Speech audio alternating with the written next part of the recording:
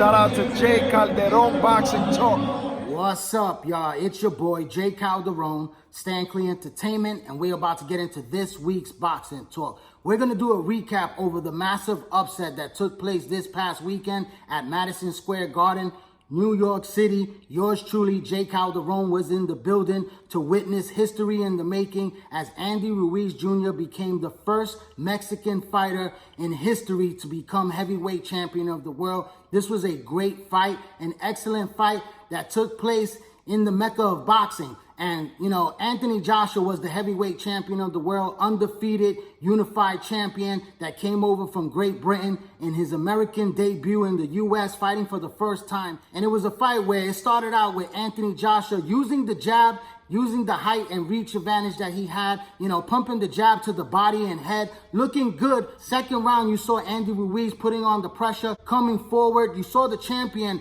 surprisingly backing up in that second round. You know, I don't know why such a big man, a massive man at 6'6", was backing up from the smaller fighter. Well, we saw Andy Ruiz landing some good, clean shots effectively. Then in the third round, you saw Anthony Joshua putting on the pressure, moving forward, landing a beautiful uppercut that surprised Andy Ruiz, followed by a sweeping left hook that dropped Ruiz down to the canvas. But it was more of a flash knockdown because it woke up the warrior, the Mexican warrior in him. He went right into attack mode, fighting right back at Anthony Joshua. Joshua landed another big right hand, and that just made Andy Ruiz much more aggressive, where he went in to his combination punching with his quick hand speed, and he was able to land a very good left hook on the temple of Anthony Joshua, which had him discombobulated and badly in trouble, very wobbly. And Andy Ruiz was able to let off some combination punches which dropped Joshua to the canvas, and it erupted. The arena went wild. It was a massive, massive shocker for everyone to see Anthony Joshua on the floor. He got back. He was on unsteady legs. This man was in trouble. You know, you saw Ruiz take his time. He didn't jump right away on Anthony Joshua. You know, he wanted to take his time. He didn't want to gas out. You know, this man was just following him around the ring, picking his shots, looking for his counter punches in the fight. And then he started to wail away with the right hand, a series of right hand that backed Anthony Joshua into the corner. And Andy Ruiz let off a burst of combination punching that put Anthony Joshua down to the canvas for the second time in that third round. It was a great round.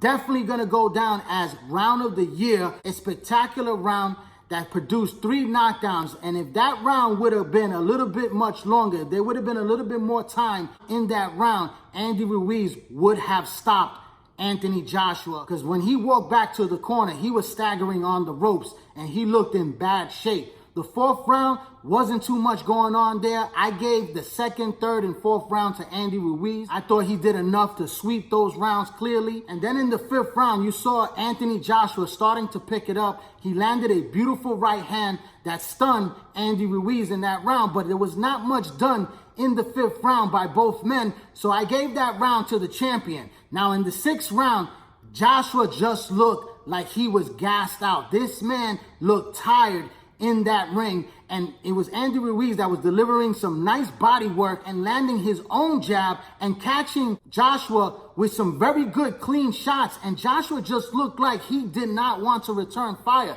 This man looked done in that round. The seventh round, Ruiz came out quickly. Joshua landed another good 1-2 that woke up the beast in Andy Ruiz, who went on attack mode with some beautiful blistering combinations that put Joshua down just on exhaustion. Joshua was getting hammered with those shots and he went down to his knees. He was finished. Once he got back up on wobbly legs, unsteady on his feet, Andy Ruiz went right back into beating this man into the corner and dropping him once again for the fourth time in this fight. Joshua did not want to fight. This man, I looked directly at him because I had a very good seat in the house, and I saw Anthony Joshua spit out the mouthpiece intentionally to the canvas to buy himself some time. This was just a sign of he did not want any more of Andy Ruiz. He looked like he quit in that corner resting up against the ropes, looking back at his corner. You know, he had his arms on the top of the ropes. The referee asked him several times, "Are you ready to box?" He did say he wanted to box, but his body language said something different. Like this man did not want to continue. And the referee called the fight right there and then. It was a good call by the referee. And I don't want to make any excuses for Anthony Joshua, and I'm an Anthony Joshua fan. But this man took Andy Ruiz very lightly in this fight. You know, Ruiz came in on 4 weeks' notice as a last-minute replacement for Jarrell Big Baby Miller. And he capitalized because this man fought about a little bit over a month ago, and he was in great shape. He was in good condition, better than Anthony Joshua. Joshua, you know, when he first came into the ring, he was in his corner when they were doing the introductions with his hands on top of the ring post, you know, like he was not even interested in this fight. Like he was just going to walk in there and blow this man out in those 3 rounds. And he caught a very big shocker, a very big surprise for all of us in the boxing world when we saw that he got rocked and dropped the way he did. You know, when I saw him go down twice in the 3rd round, I said to myself, if this man, Anthony Joshua, is able to survive this fight and able to come back in this fight and win against Andy Ruiz, I said to myself, he's not beating Deontay Wilder. Because I've said time and time again that I felt that Anthony Joshua was the best heavyweight in the world and that I thought that he would beat Deontay Wilder if they ever met in the ring. And I truly believed that. But after seeing him the way he went down in that 3rd round, I said to myself, if he faces Deontay Wilder now, I would have to go with Deontay Wilder and say that this man's punching power would not let Anthony Joshua get back up to continue the way he did against Andy Ruiz. And that's what I felt in my heart at that moment when that happened. But, you know, my hat's off to Andy Ruiz, who is now the heavyweight champion of the world that holds 3 of the major title belts. You know, I'm very happy for this man and his team. He's a Latino that is a world champion. You know, I didn't believe that he could do it. A lot of people didn't believe he could do it. He was a 20-1 underdog. It is one of the massive upsets in boxing history. Goes up there with Mike Tyson, Lennox Lewis, and now Andy Ruiz has a piece of history, and I'm very happy for him. I'm a little disappointed in Anthony Joshua, the way he went out. You know, he didn't take this fight the way he should have taken this fight. He should have been the aggressor from the opening bell, jumping on the smaller man and using his punching power. But I believe that he will be back. A lot of haters are out there, you know, trash talking Anthony Joshua, saying that he's a bum. There's just so much hate in the world right now. And you got to give this man respect and credit, you know, that he will be back again. I truly believe that. You look at somebody like Lennox Lewis, who got knocked out worse in 2 fights. He got knocked out twice, and he was able to come back, and that's why he is a 3-time heavyweight champion, a Hall of Famer, and also an all-time great heavyweight. To say that this loss is going to define the career of Anthony Joshua is just total nonsense. You know, everyone is on this undefeated path that Floyd Mayweather put out there, that has to be the standard in boxing, and that's not true. Muhammad Ali has lost so many times. Vladimir Klitschko, who lost and got knocked out, was able to come back and become one of the great heavyweights of all time, you know, with his record, where he stands at in heavyweight history. He's a future Hall of Famer, Vladimir Klitschko. So to say that this man can't come back, as young as he is in Anthony Joshua, as athletic as he is, a hard-hitting big puncher in the heavyweight division, he will be back. You know, you got people saying rumors that he doesn't want the rematch, that he doesn't want to fight Andy Ruiz again. It's total nonsense. In that ring, he was asked in the post-fight interview, do you want a rematch? Because there is a rematch clause where he can enforce that rematch clause on Andy Ruiz. And he said 100%, I want the rematch. I want my belts back. So there's no question that this man definitely wants to go against Andy Ruiz and really be in better condition, better shape, to really be focused on the task at hand in winning his titles back and becoming a 2-time heavyweight champion. And I believe that he will get that opportunity again. Eddie Hearns, which is the promoter for Anthony Joshua, has a 3-fight deal, what I've been told by industry sources, that he owns the rights to Andy Ruiz's next 3 fights. Where the venue is going to be, the TV rights of who's going to be showing this fight, you know it's going to be on DAZN for sure. And that's just the business of boxing, which, us boxing fans don't understand and really do not like. But if you want the opportunity, you're going to have to take these deals in order to get the opportunity. And it worked out for Andy Ruiz. He became heavyweight champion of the world, and now he gets to live in the vast glory of being the champ, the first Mexican to do it. Very happy for this man right here. He deserves everything. He worked hard for it. He earned this shot, and he got his wish as becoming the heavyweight champion of the world. So my hat's off to Andy Ruiz. I believe that the rematch will be different. It could be the same. Andy Ruiz could come out the winner once again. He's definitely going to get a huge payday increase, and his life is going to change forever. Now, he did say that he does not want to fight in the UK. I believe that they could be in a negotiation because Al Heyman is still the advisor of Andy Ruiz, and he's part of the PBC stable. So maybe they could come to an agreement where this fight could take place here in the United States. I know I've heard rumors that Andy Ruiz would like the fight to take place in Mexico. I don't think that's going to happen.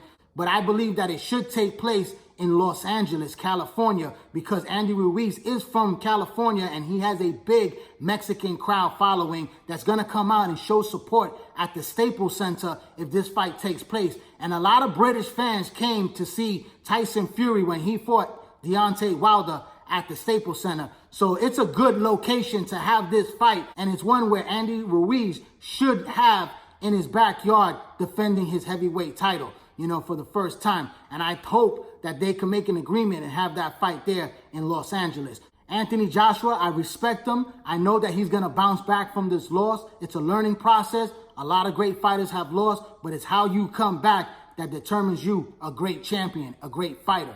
Now, the fight that we all wanted, the super heavyweight fight between Anthony Joshua and Deontay Wilder, could be finally put to rest. That fight will never happen the way it was supposed to happen. Even though if they fight now, Deontay Wilder cannot say that he put the first L on Anthony Joshua. He can't say that he is the first man to knock out Anthony Joshua. That is all erased now. I know he's very upset. He had an opportunity to make hundreds of millions of dollars in that fight with Anthony Joshua, but I blame both sides of the fence. I blame Anthony Joshua's team and Deontay Wilder's team for not making this fight happen when it was supposed to happen. They prolonged it. They both couldn't come to an agreement. People left a lot of money on the table, and this fight will never have the same magnitude that it did when it was in its prime, when it was supposed to happen. So now that fight gets washed away, just like the Evander Holyfield-Mike Tyson fight was supposed to happen before Buster Douglas ruined the plans for that fight happening. It didn't happen until 6 years later. And who's to say when Deontay Wilder and Anthony Joshua will finally meet? But it will not be the same. Now, as for Deontay Wilder, the other heavyweight champion that holds the WBC title, he tried to throw some shade on Anthony Joshua when he announced two big rematches that he already signed for on the week and the day before of Anthony Joshua's American debut, where he is now going to fight Luis Ortiz in September, perhaps on Showtime pay-per-view, and then he signed the contract to fight Tyson Fury, which confirmed also that their fight is going to take place in early part of 2020. So, that right there just goes to show you that, this was calculated and take away some of the attention of Anthony Joshua's, American debut. But that all got washed away the minute Andy Ruiz became heavyweight champion of the world, because that right there just threw everything out the window. Nobody even cares about those fights that are going to be taking place now, because the big fight is no longer happening. And that's the fight that I believe that was going to be in negotiation to announce a third fight for Deontay Wilder by the summer of 2020, that these guys were going to finally meet each other, Anthony Joshua and Deontay Wilder. And now that fight is totally gone. But I'm letting you guys know right now, you're hearing it right here out of my mouth. I believe that it is a very big mistake that Deontay Wilder is giving Luis Ortiz a rematch. I truly believe that it's going to be another shocker when Luis Ortiz dethrones the WBC champion. And we might see a future fight between King Kong Luis Ortiz and the Destroyer Andy Ruiz for a title unification for the undisputed heavyweight crown. And that would be so sweet to see, because both AJ and Wilder deprived the boxing fans. So if both of these guys lose in 2019, it serves them right and they deserve everything that comes their way. Because of them and their teams, they are the ones that rob the boxing fans of a truly great matchup. But that's my take right there, my final fight analysis. I'd like to thank everyone for tuning in to Jay Calderon Boxing Talk on YouTube. Please subscribe to this YouTube channel. Hit that red button. Hit that bell icon. Put your information in so you get all my notifications.